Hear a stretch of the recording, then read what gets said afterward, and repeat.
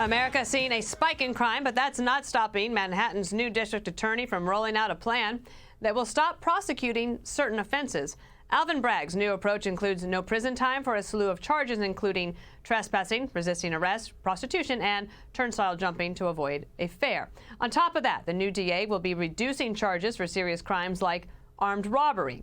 For example, if a thief uses a gun to rob a store, but no one gets hurt, it will just be a misdemeanor instead of a felony.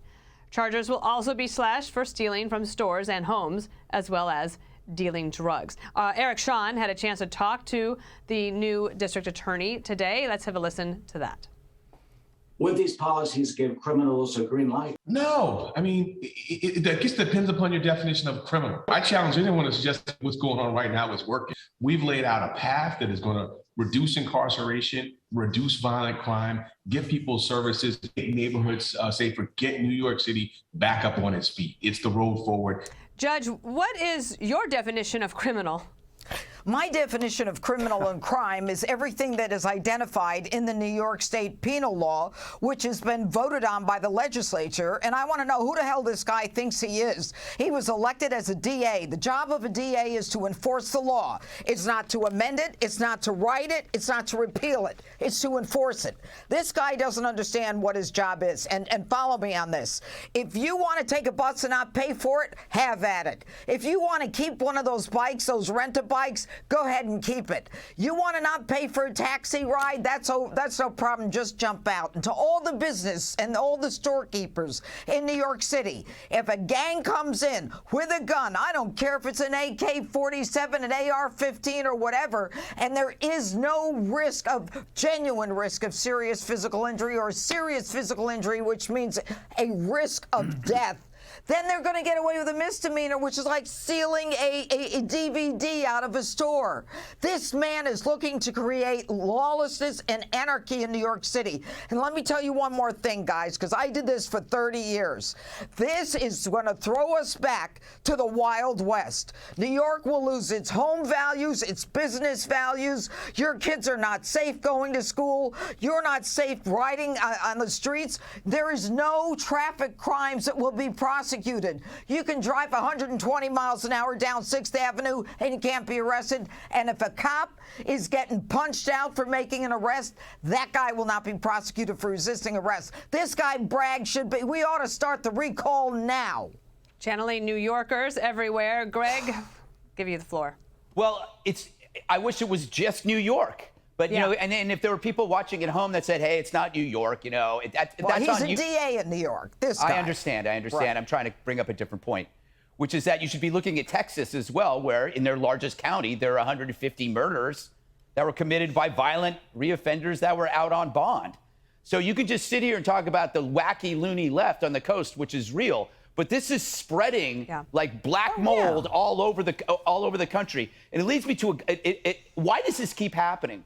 And it's interesting when you look at how the media and the Democrats pay attention to certain types of crime as opposed to others. Crime has now become a political variable. For nearly 2 years, we were told that there were no riots, right? There was no crime wave. There was no explosion in murder. It was mocked daily on CNN. But then January 6th happens, and suddenly CNN is pro-cop for one day. For one frickin' day, they were pro-cop.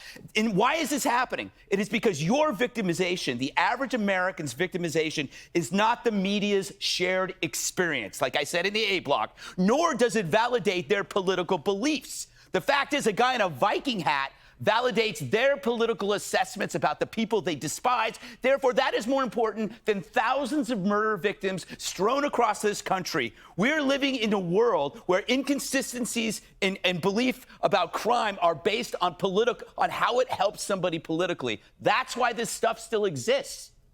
Geraldo, I think you know Eric Adams. Do you think that he'll be able to do anything to mitigate what looks like to be a real problem? I certainly hope so, Dana. I think that Alvin Bragg has not yet cleared any of these things with Mayor Adams, who, of course, was a former crime-busting police captain. So I personally do not believe this is going to really be the way Manhattan progresses. I started my legal career in that office. My daughter also worked in that office. My DA was Frank Hogan, a crime buster. He was famous for going after the real criminals.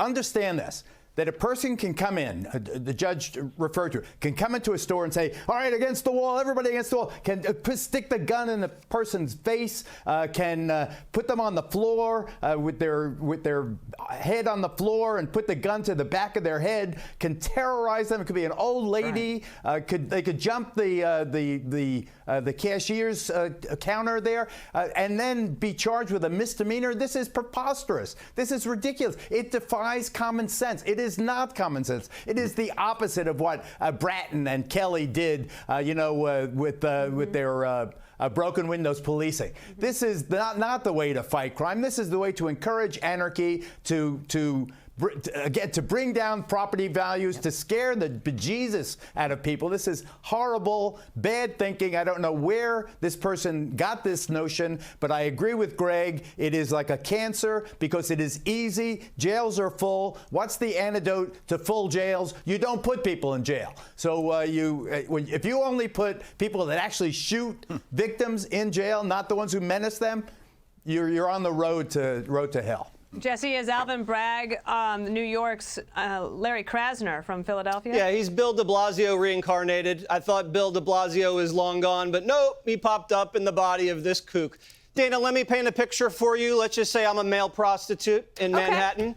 Got the leather pants real tight, got the nice tight shirt on. Okay. I also am turning tricks on private property, and I got a couple grams of marijuana that I'm selling out the side too, right? Okay. Property owner calls me, tells me to leave. I don't leave, so I'm trespassing now. They call 911, cops show up. What do? I run.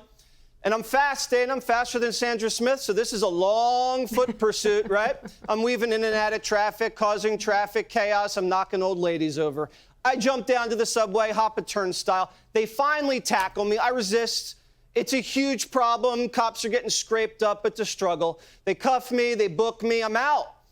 And the DA is going to shelve every single beef right there. 5 beefs I counted, shelve every single beef. I get out next day, point a loaded revolver at a guy's head, take their cash. I also sling some narcotics on the way home. Misdemeanors. I'm out in a couple days. Maybe I'll do a week or two. Not only that, this memo he posted, this communist manifesto, basically, he goes, you know what? Even 3 days in jail could jeopardize someone's housing. Oh, really? Oh, so some sex offender gets to brutalize some teenager, and then they get booked, brought in. He doesn't want to keep them on pre-trial. He wants to let them walk before trial. So then he could just re-victimize some other teenager, some sexual predator. This guy's insane. He just cares more about emptying the prisons than protecting the community. Jesse, I don't know if I'll ever be able to get that visual out of my mind, but it was very effective. It suddenly made Jesse way more interesting. A male prostitute selling drugs on the side. Later, Jesse? And you know what, Jesse? You couldn't afford me, Geraldo. Normally you wouldn't run because they're not prosecuting prostitution, so you wouldn't have to run. I think I was running from the drugs, but yes, good point. Hey, Sean Hannity here. Hey, click here to subscribe to Fox News YouTube page and catch our hottest interviews and most compelling analysis. You will not get it anywhere else.